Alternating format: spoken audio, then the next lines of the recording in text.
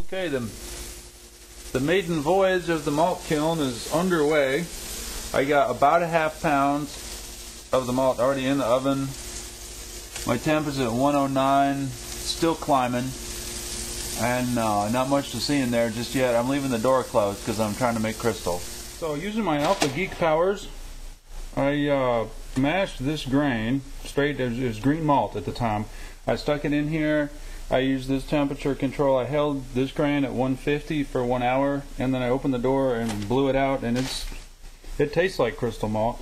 I've got my oven here set on the warm setting on my big stove, which is 223 degrees Fahrenheit. Notice I'm going to have to turn the thermostat up to get to 200 right here. So I'm going to adjust this thing to 212. The BYO article from Brew Your Own magazine says you take green malt like this and stick it in a 212 degree oven for 60 minutes to get crystal malt. So that's what I'm going to do next, but I'm going to have to do it in here. Once this oven gets to 212 degrees, I want to put this green malt in this pan and put it on the upper rack, just like BYO calls for. So what I have here is a ½ pound done the BYO way from Brew Your Own magazine. This was 60 minutes in a 200 degree oven. I'm going to leave that oven running a few minutes, and I'm going to cool this off fairly rapidly by pouring it into a bigger pan.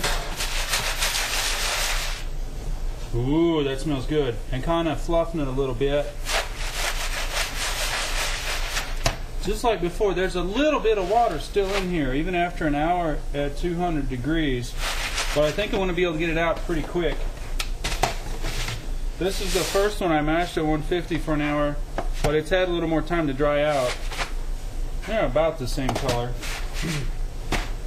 So I'm going to leave the oven running, and I've got my freshly out ½ pound of crystal malt up here. They're going to dry a little bit more, and I'm going to put this one, the first batch, up above it, sort of like this little drying racks there. I'll probably turn the oven off in about 30 minutes or so. This stuff too, I did the Brew Your Own way, is just not drying out, so I'm going to put it in the oven, split up and broiled for a little bit just to get the water out of it. A couple minutes under the broiler. Straighten that right out. Next, these two ½ pounds of crystal are going into a pillowcase in the dryer a la Uncle Charlie, so I can get the husk and the rootlets off them a little bit. They've still got their little roots on them, which may or may not show up. Once these two pans are clean, I've got 2 more pounds here that has germinated.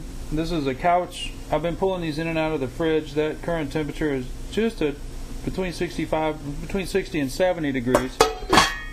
I've read a couple places that it's important to control the germination temperature, especially for pale malts, which is what I'm making next.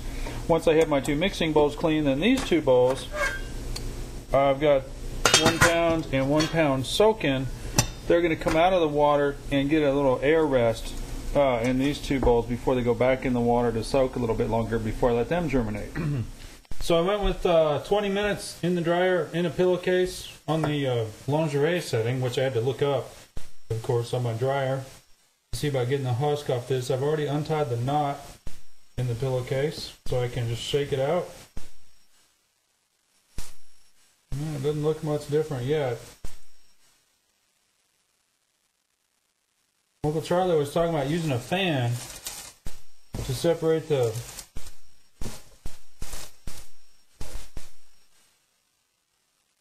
rootlets from the grains. I think I need another ½ hour in the dryer.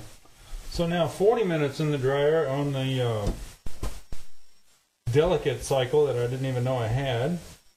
But it's handy for making beer, so I know how to dial that puppy in now. Won't Swimbo be pleased? Let's see what we got. Oh! Progress. Nah, that's still got some roots on it. I was reading somewhere on one of the links I'm going to put in the wiki, it says that these rootlets are real high on protein. So they have to go because they don't belong in the beer. And I don't have this loose yet. I'm not sure what I'm going to do next. I'm going to let this air dry a little while, and then I'll play with it some more.